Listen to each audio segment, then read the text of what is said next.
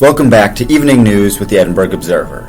Tonight we're covering the events of what is now called the Battle of Britain.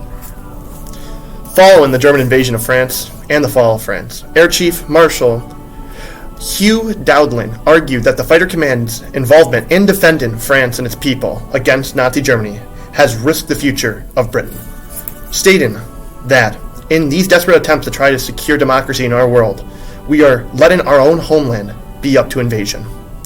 This opinion turned out to be true.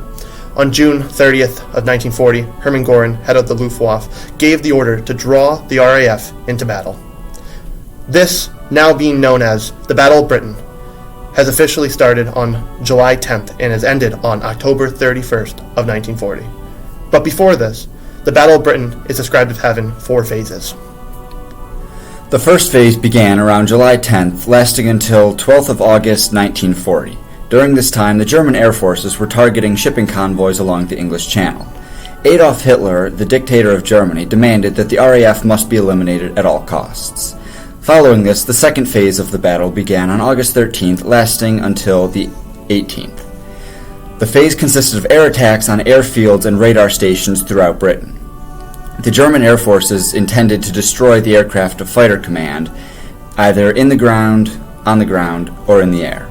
Airfields and radar stations became the focus of German bombing, destroying very valuable aircraft and damaging airfields, making it difficult for the RAF to effectively perform.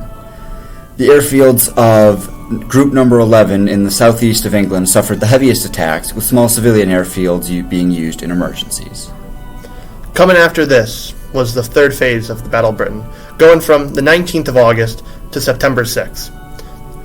German Air Force continued to bomb towns and cities and all other forms of infrastructure throughout the southern coast of England. On August 24th, German bomber formation made a mistake of dropping bombs on London due to poor visibility. In retaliation to this, on August 25th, the RAF launched their first bombing on the city of Berlin in Germany. August 31st was when Fighter Command suffered its heaviest losses to date in the battle. Following this was the final phase of this, the fourth phase, which lasted from September 7th to the October 31st of 1941.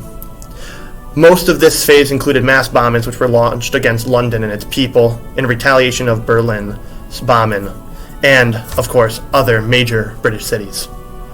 On September 15th, also known as Battle of Britain Day, the German Air Force launched its heaviest bombing raids on London, but because of the German Air Force not targeting RAF bases and instead focusing on population centers, the Fighter Command was able to regroup and successfully fight off the attacking aircraft, resulting in heavy German losses.